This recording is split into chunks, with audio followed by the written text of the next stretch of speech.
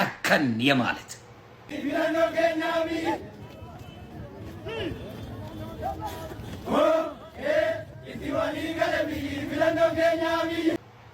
የአማራ ልጆች ጨከን ብለ ጀዋር ማለት አንተ ዘረኛ ለኦሮሞም የማትጠቅም የኦሮሞን ልጅም ያንተም ፖለቲካ ተቀብሎ ግራ ገብቶታል። አሁን ከብልጽግናም አልሆነም ከኦነግም አልሆነም ከሌላም አልሆነም ባዶ ነው የቀረው። ጥቂት ሰው ነው የተጠቀመው። የኦሮሞ ልጅን ያስበላል ይባል አየህ። በሀገርኛ መተ ቢሆን ኖሮ ምን ያህል ትልቅ ደረጃ በደረስክ፣ ምን ያህል ትልቅ ቦታ በደረስክ፣ ምን ያህል። ስለዚህ አሁንም የምናገረው ምንድነው? የአማራ ልጆች ጀዋር አንተ ጋር የሚመጣ የአማራ ልጅ የለም። አሉላ ትንግርቱ የምትባል ተይ ትንግርቱ መቼ ነው የመጣው? የሰውዬ ደግሞ ከየት ነው የመጣችሁት? ልክም አርጎ ኦሮምኛ የሚናገር ነው ትግርኛ የሚናገር ነው ትንግርቱ ብሎ መጥቷል። ከየት ነው የመጣው? እኔ አላውቀውም። በአማራ ትግል ላይ ፈጣሪ በሚያውቀው ከየት ነው ያመጣችሁት? እስቲ ንገሩኝ። ከየት ነው የመጣው? እንድትነግሩ ይፈልጌ ነው። እንደው በፈጣሪ ከየት ነው?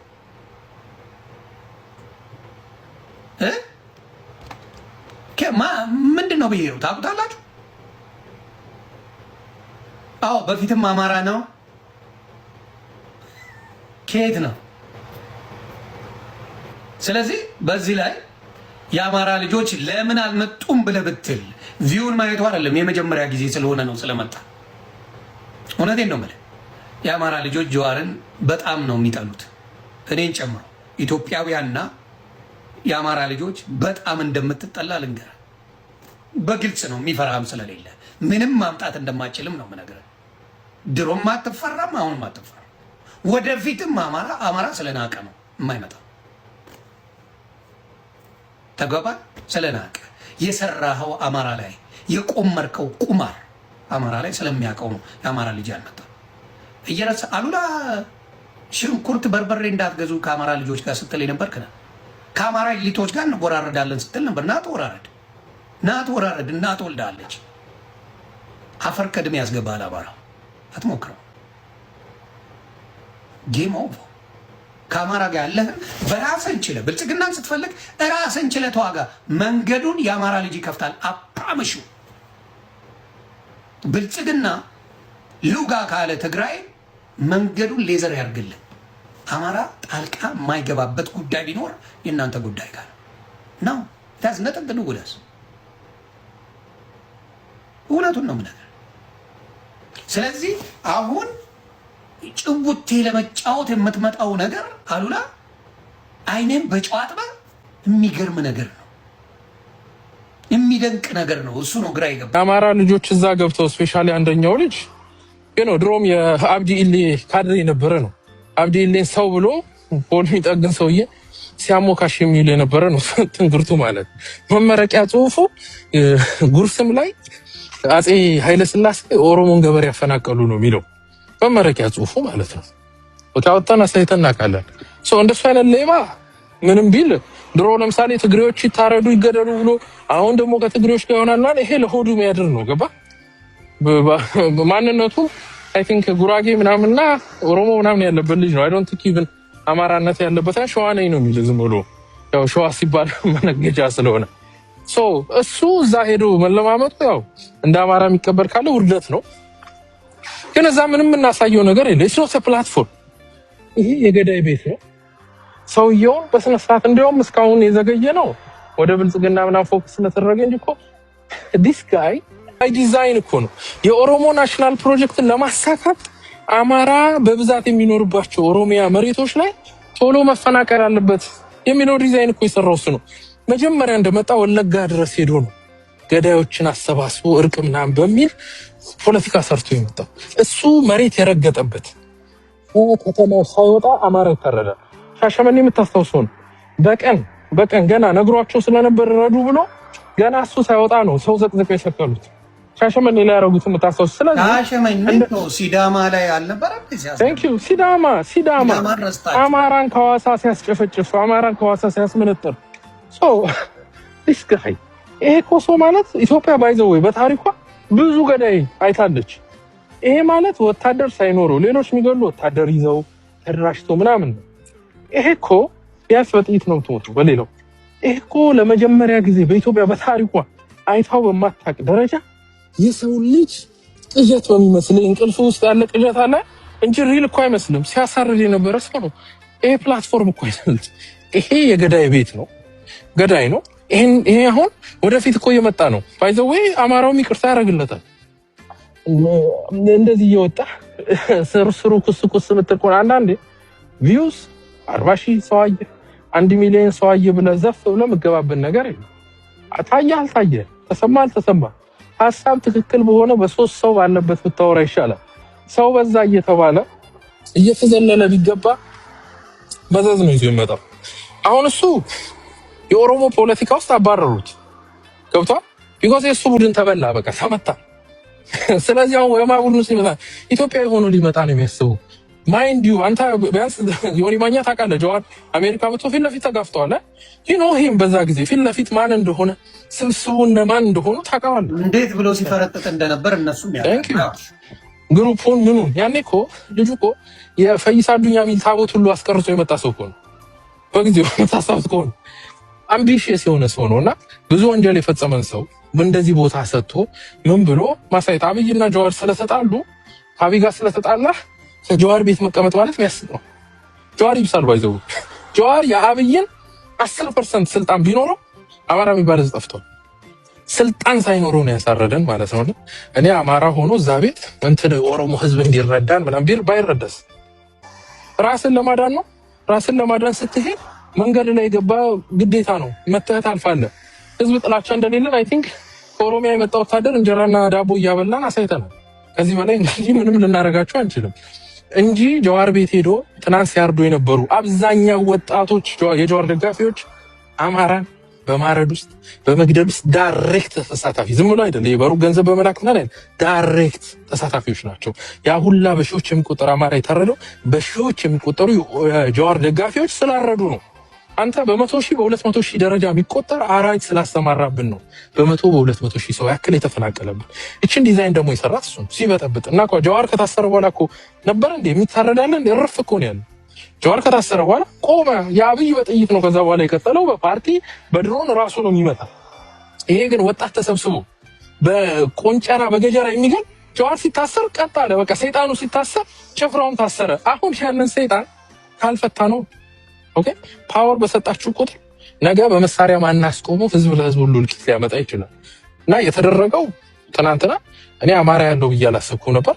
ከአማራ ሚጥሚጣና በርበሬ መግዛት ወንጀል ነው ሲል የነበረ አሉላ ቦታ ተሰጥቶት ፓናሊስት ነው ባይዘው የሚጠየቀው እሱ ነው።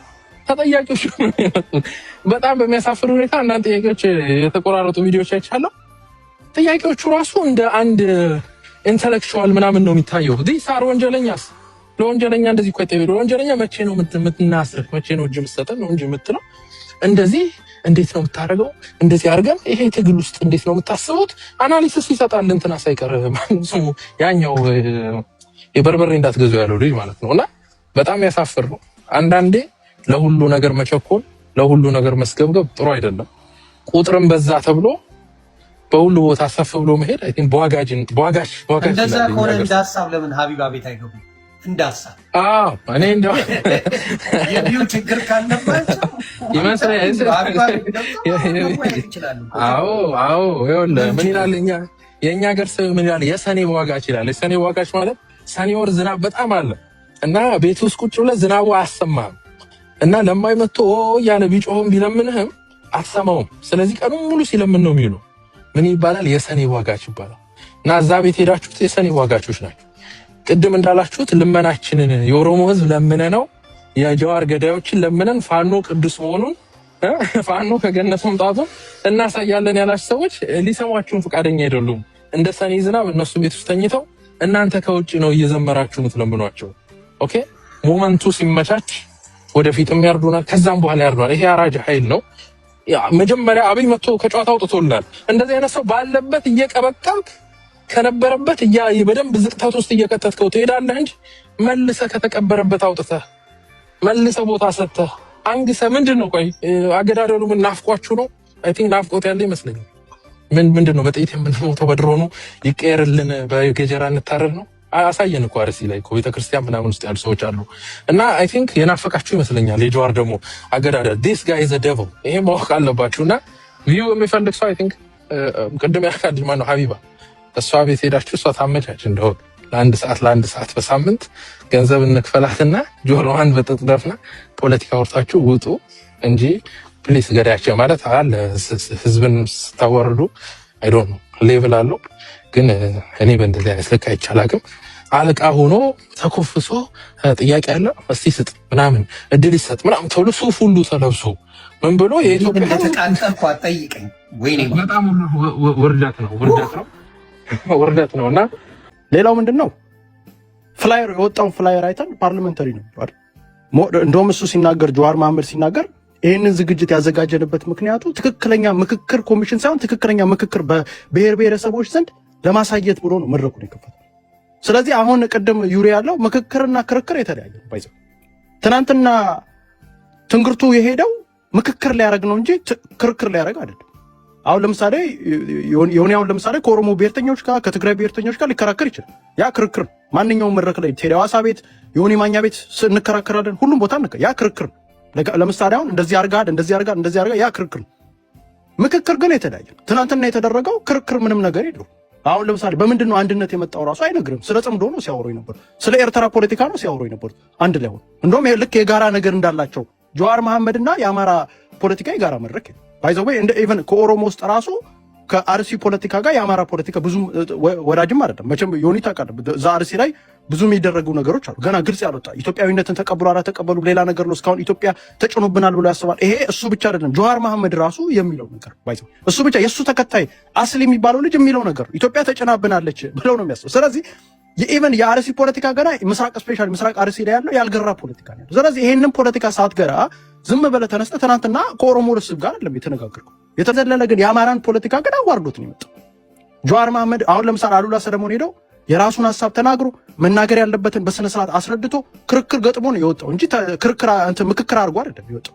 በእኛ ዘንድ ግን ስታየው ግን ትንግርቱ የፖለቲካ የበላይነት ተወስዶበት ሁላ ነው የመጣው። ሄዶ እንደ ሕፃን ልጅ ጀዋር መሐመድ አድሉን ስጠው ለሱ እያለ ጀዋር መሐመድ እየፈቀደለት እየተናገረ እንግዲህ አማራ እንግዲህ ትልቅ ህዝብ ነው እያለ ቁጥራችን ማጆሪቲ ነው እያለ ከኦሮሞ ፖለቲካ እንበልጣለን እንጂ አናንስም እያለ ትናንትና ተዋርደን ይመጣል። ምንድነው የምትወሩት? የምን ጥሩ ነገር እንደተደረገ አድርጋችሁ ነው ፖለቲካ አንደርስታንድ አለ።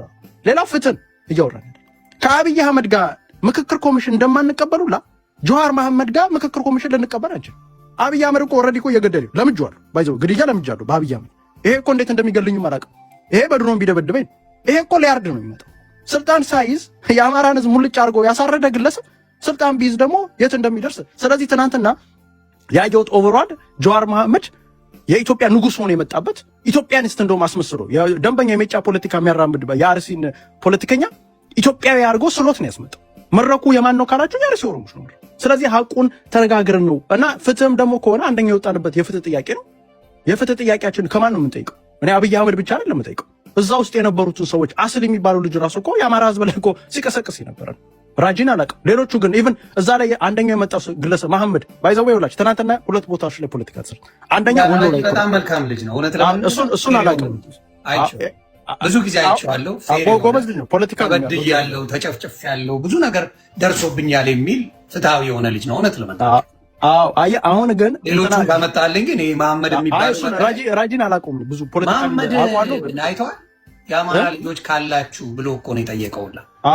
መሐመድ አሁን ይኸውልህ ትናንትና የተሰራው ፖለቲካ ሁለት ፖለቲካ፣ አንደኛ ወሎ ላይ እና ጎንደር ላይ ነው የተሰራው። ወሎ ላይ ክርስቲያን የሆነው ልጅ ማለት ነው።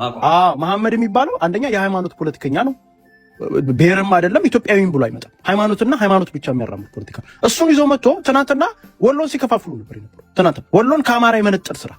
ሁለተኛ ጎንደር ላይ ነው የተሰራው ሰሊጥ ፖለቲካ ብለው መጨረሻ እንደውም ምን አለው መሰለህ እዛ ንግግር ላይ ትንግርቱ ታውቃለህ አንተም ራሱ አለ which is ዳስሚስ ትንግርቱና እሱ እንደውም እንደሚነጋገሩ አድርጎ ነው ፖለቲካሊ ሰርቶት ይመጣ። yes ይሄንን ንግግር ኤቢሲ ቲቪ ላይ በስነ ስርዓት የሚሰማ ንግግር ነው። ባይዘው ይሄ ሰሊጥ ነጋዴ ስኳድ ምናምን የሚል ፖለቲካ እዛ እነ ትንግርቱ ይሰሩታል። ይሄን ፖለቲካ በስልክ ሰኔ አሁን ምንድነው እያወሩ ያሉት የሚለው ራሱን ይችላል። ስለዚህ እውነቱን እናውራ ከተባለ እኔ አብይ አህመድ አራጅ ነው ገዳይ ነው። ሌላ ሁለተኛ ገዳይ ግን አናማረጥ። እኔ እንደውም ገዳይ ከሆንክማ ይሄኛው እየገደለኝ አትሊስት የበድሮን እኮ ይሄ እኮ ሲገል እኮ ቢላ ይዞ ነው የሚመጣው። አራጅ ቡድን ነው ይሄ። ኢትዮጵያዊነትንም የማይፈልግ ሊበትን ከአብይ አህመድ በለጠ እኮ ይበትናል። አብይ አህመድ ማራጅ ይሄ አራጅ ግን በአራጅ እናወዳደር ከተባለ ሌሎቹ የገቡት ምክክር ኮሚሽን ላይ እንደምንነቅፋቸው ምክክር ኮሚሽን አማራን ተወክሮ አይደለም አሁን የመጣው እዛ እንደምንሞግታቸው ሁላ እዚህ ላይ ቲክታክ ላይ መጥቶ የምክክር ኮሚሽን አይነት ነገር አድርጎ ምክክር ብለው መጥተው እሱንም በስነ ስርዓት ማውገዘ ካለበለዛማ ደብል ስታንዳርድ እያደረገ አንደኛውን ጥሩ አንደኛው መጥፎ እያደረገና በዛ ልክ መኬድ የለበትም ብዬ አስባለሁ። እንድታዩት ነው። አንደኛው የገባው ልጅ ማን ነው የሚለውን እንድታዩት ነው ምን አይነት ልጅ እንደሆነ ሰው አንደርስታንድ ማድረግ ስላለ ባይ ዘ ወይ ይሄን ቪዲዮስ ብዙ ሰው አላየውም። ይሄ ቪዲዮ በስነ ስርዓት ኢትዮጵያ ማለት ቤተክርስቲያን ነው ወረ ኢየሩሳሌም ኢትዮጵያ ማለት ቤተክርስቲያን ነው ወረ ኢየሩሳሌም አካቲ ሁሉ ተሰልሰላ ይጭ ኢትዮጵያ ማለት ቤተክርስቲያን ነው። ቤተክርስቲያን ማለት ኢትዮጵያ ነው ወረ ኢየሩሳሌም እምዬ ምልልክ እናት ሽልብዳ ይነ እምዬ ምልልክ እምዬ ምልልክ ወይም ደግሞ እናሽን ነው መበዳልሽ ጀናኑት እምዬ ምልልክ አየሽ ኢትዮጵያሽ የኛንን የበዳ ነው እንላለን። እንደዚህ ነው ኢትዮጵያ የምትሉት እንደዚህ ነው እኛ ምንበዳ እንደዚህ አየሽ ፖሊስ ውርደት የምክክር ኮሚሽን ሆኖ አላወኩም። ምን አይገርምም? የምክክር ኤኒዌይስ ቴንክ ዩ በጣም ይሆንዬ በርካታ ፍሮንቶች ናቸው። በርካታ ህዝቦች የህልውና አደጋ አለብን ብለው ራሳቸውን ለመከላከል ከአገዛዙ ጋር በቀጥታ እየተፋለሙ ያሉበት ጊዜ ነው ያለው። የቡድን መብቶች ከምን ጊዜውም በላይ አደገኛ ሁኔታ ውስጥ የገቡበት ሁኔታ ነው ያለው። በበርካታ የሀገሪቱ አካባቢዎች ፋይቲንግ መልቲፕል ዋርስ ግን ደግሞ ጦርነቶቹ ዞሮ ከአገዛዙ የሚመነጩ ጦርነቶች ሆነው አብዛኞቹ ኃይሎች የህልውና አደጋችን ምንጭ የሚሆነው አገዛዙ ነው ብለው ሁሉም ጸረ አገዛዝ ትግል ወደ መታገልና እነዚህ የትግል ኃይሎችም ቢፈልጉትም ባይፈልጉም ስትራቴጂካሊ የጸረ አገዛዝ ትግሉ አላይመንት ውስጥ እንዲገቡ እያደረጋቸው አስገዳጅ ሁኔታ እየተፈጠረ እንዳለ እንመለከታለን። አገዛዙ ከዚህ በፊት በሩቅ የምናውቃቸው ጦርነቶች ፔሪፈሪ ላይ ኢትዮጵያ ድንበር አካባቢ ላይ ይደረጋሉ እንላቸው የነበሩ ጦርነቶች ዛሬ በሁሉም የሀገሪቱ አካባቢዎች የሚደረጉ መሆናቸው የበርካታ ቴክኖሎጂዎችን በጦርነት ሂደት ውስጥ እየተጠቀመ መምጣቱ አገዛዙ ጦርነቶቹ ከኢትዮጵያ አልፎ ድንበር ተሻጋሪ ጦርነቶች እየሆኑ መምጣታቸው ጦርነቱ ይካሄድባቸው የነበሩ ምህዳሮችን በጦርነት ውስጥ ይሳተፉ የነበሩ አክተሮችን ቁጥርም አሃዝም መጠንም ስፋትም እየጨመረ በየጊዜው እየመጣ አሁን አዲስ አበባ እና በአዲስ አበባ ዙሪያ ላይ ጦርነት የሚደረግበት ሁኔታ እየተፈጠረ እንዲመጣ እየሆነ እንዳለ ትመለከታለህ። ይሄ ጦርነት በኢትዮጵያ ውስጥ ብቻ ደግሞ አይደለም የተወሰነው ከሌሎች ሀገራት ጦርነት በተለይ ቀጠናው ላይ ካሉ ጦርነቶች ጋር ኮንቨርጅ እያደረገ እንደሄደም እየተመለከትን ያለ ነውና አጠቃላይ በብዙ ቀውሶች ውስጥ ሄዲ በአንድ ቀውስ ብቻ የሚገለጽ ሳይሆን ድርብርብ ቀውሶች የሚባል አይነት ሁኔታ ውስጥ ሀገሪቱ እንዳለች የሚያሳይ እንደሆነ ለማንሳት ነው ባጭሩ። እንግዲህ ሰዓቴን በአግባቡ ከተጠቀምኩ አላውቅም። በአግባቡ ነው የተጠቀምከው። ጀዋር እዚህ ላይ የምትለው ካለ ወደ አንተ። አማራ ክልል ላይ እንደምታውቁት 4ኛ ዓመቱን የያዘ ጦርነት አለ። እንደው በአንተ ትንታኔ ምንድነው ምክንያቱ? አጠቃላይ ነባራዊ ሁኔታውን አንተ እንዴት ነው የምትገመግመው? ከዛ ወደ ራጅ ይመጣል ነው። እስቲ አክቹዋሊ የኔን እድል ትንግርቱን ውስጥ ትንግርቱ በኢትዮጵያ ያለውን ነባራዊ ሁኔታ በደንብ እንትን ብሎታል። ብዙ ጥያቄዎች እየመጡ ያሉት በተለይ ከአማራ ክልል ካለው ማህበረሰብ ውጭ ያለው የሀገራችን ማህበረሰብ እንዲረዳ ምንድነው አማራ ክልል ውስጥ ወደ ትጥቅ አመፅ ያመራው? ምን ቢበዛ ነው? ምን ቢፈጠር ነው? ለምን ነው የፋኖ ትግል የተጀመረው? ምክንያቱ ምንድነው? ዋት ዘ ኮዝ ፎር ዘ ፕራይዚንግ። አሁን ደግሞ የክልሉ ሁኔታ ኦፍኮርስ ከሌላው የኢትዮጵያ ክልሎች ጋር የሚጋራው ብዙ ነገሮች አሉ። አሁን ያለው ሁኔታስ ምንድነው? ነባራዊ ሁኔታ ውስጥ ምንድነው የሚለው? ከኔ ሰዓት ግማሽ ነው ውሰድና ከዛ በኋላ እኔ ደግሞ የራሴን እንትን አደርጋለሁ። አመሰግናለሁ ጆዋል ጀነሮሲቲ። የአማራን ሁኔታ በተመለከተ እንግዲህ በመሰረቱ ባለፉት የ60 ዓመታት የኢትዮጵያ ፖለቲካል ፕሮጀክት ከዛ ጋር ተያይዞ በጣም በርካታ ቅሬታዎች የነበሩ ቢሆንም በተለይ ከ1983 ጀምሮ ደግሞ አማራን እንደ ፖለቲካል ማህበረሰብ ኮምፕሊትሊ ብትሬይ ያደረገ የፖለቲካል ፓክት ነው ኢትዮጵያ ውስጥ የነበረው ነው። ያለፉት 30 ፕላስ ይርስ ኢትዮጵያ ውስጥ ያለው የፖለቲካ ሁኔታ አማራን እንደ ፖለቲካል ሶሳይቲ የሚመለከት ያልነበረ፣ የአማራ ህዝብ የነበረው ሚና አንዳንድ ማህበረሰብ እንደ ካልቸራል ግሩፕ እንጂ እንደ ፖለቲካል ሶሳይቲ ወይንም የፖለቲካ ቡድን ሊቆጠርና መብቶቹን ጥቅሙን ሊያረጋግጥ የሚችልባቸው አውዶች ያልነበሩ መሆኑን በትክክል እንመለከታለን። በነዛ ተደራራቢ ክህደቶች ውስጥ ወይንም ደግሞ ከኢትዮጵያ ዘመናዊ በተለይ በ1991 ከመጣው ፖለቲካል ፕሮጀክት እና ከዛ ውስጥ የአማራ ህዝብ ተሳትፎ የሌለበት አለመሆኑ የፈጠራቸው ከፍተኛ ተጽዕኖዎች በተለይ በስነ ልቦና ደረጃ እና በአማራ ማህበረሰብ ላይ በሚኖርባቸው በበርካታ የሀገሪቱ አካባቢዎች ላይ ይደርስበት የነበረው ጫና እንዳለ ሆኖ ባለፉት 8 ዓመታት ደግሞ የመጡ ቀውሶች በተለይም የአማራን ህዝብ በከፍተኛ ቀውስ ውስጥ እንዲገባ ያስቻሉ እንደሆኑ እንመለከታቸዋለን።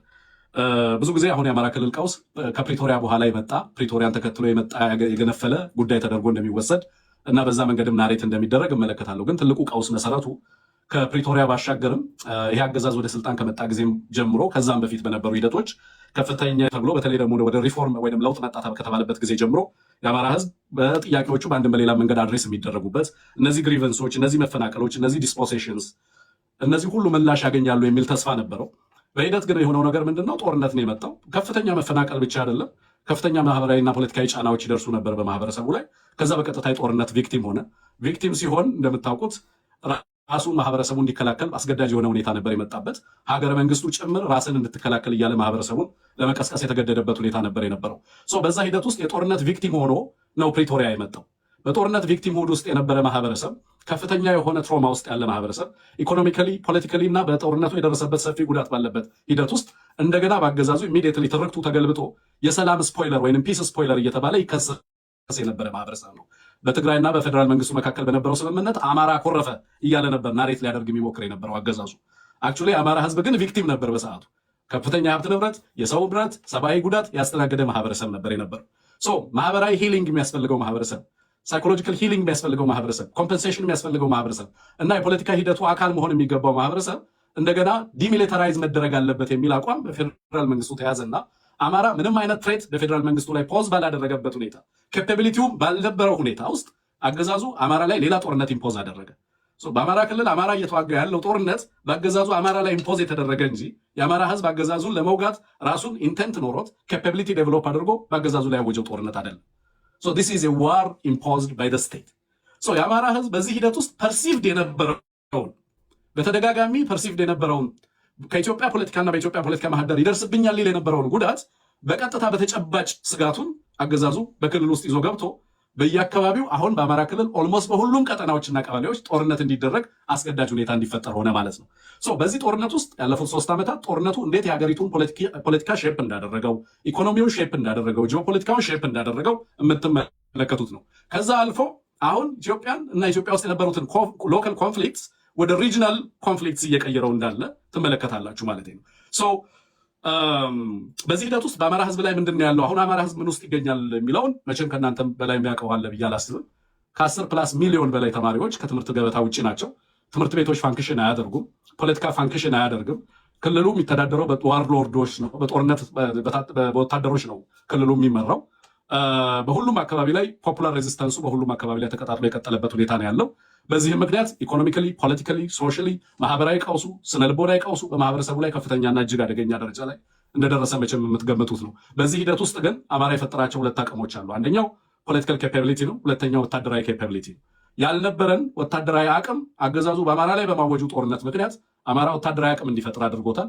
ይህም በቀጠናው ላይ ተዋናይ እንዲሆን አደረገው። ሁለተኛ ደግሞ ያንን ጦርነት ለመምራት የተደራጀው ድርጅት ሙሉ ለሙሉ ፖለቲካዊ አቋም እንዲይዝ ወይም ፖለቲካዊ ድርጅት እንዲፈጥር አስችሎት 2 አቅሞችን እንዲፈጥር ዴቨሎፕ እንዲያደርግ በሂደት ያስቻለው መሆኑን ትመለከታላችሁ ማለት ነው። ሀገሪቱ ውስጥ ያለውን ቀውስ በስፋት የአማራ ህዝብ ይጋራዋል። ፔኪውላር የሆነ ቀውስም ደግሞ በአማራ ክልል እንዳለ ትመለከታላችሁ ማለት ነው። በክልሉም ከክልሉ ውጭ ያለውን ማህበረሰብ ግን በልክ ከኢትዮጵያ ህዝብ በሁሉም ቦታ ላይ ያለው የሀገራችን ህዝብ ፌስ እያደረገ ያለውን አይነት ተጽዕኖ ሌላም ቦታ ላይ ያለው ማህበረሰባችን በዛው ልክ ያንን ተጽዕኖ እየተጋፈጠ ያለበት ሁኔታ እንዳለ እንመለከታለን። ምናልባት ስፔሲፊክ የሆኑ ጥያቄዎች ካሉ በኋላ ላይ አድሬስ አደርጋቸዋለሁ። ግን አሁን ያለው ሁኔታ በዚህ ደረጃ ሊገለጥ የሚችል ነው። በኋላ ላይ ያሉ አንዳንድ ቀለል ያሉ ጥያቄዎችን እናንተ እንድትሄዱባቸው እኔ ማነሳላችሁ ይሆናል። ኦዲየንሶችን እየገባችሁ በትዕግስት ጠብቁ። ከገዢው ፓርቲ ትገባላችሁ፣ ከፋኖ ትገባላችሁ፣ ከኦነግ ትገባላችሁ፣ ከቲፒኤልኤፍ በተቻለ መጠን ምክንያት እንዳትመቹ አድርገን ነው ምንተው። እኔ አልገባውም ድምፅ እጀል አላገኘሁም እንዳትሉ ነው የምናደርጋችሁ። በእኔ ተማምኖ ችግር የለውም። በዛ ጀዋር ቀሪም ደቂቃ ትሄድበታለህ። እስኪ ምን ትላለህ በትምህርቱ ጉዳይ ላይ? ይህን ኤክስፕሌን እንዳደረግ የፈለግኩት ያለው ነባራዊ ሁኔታ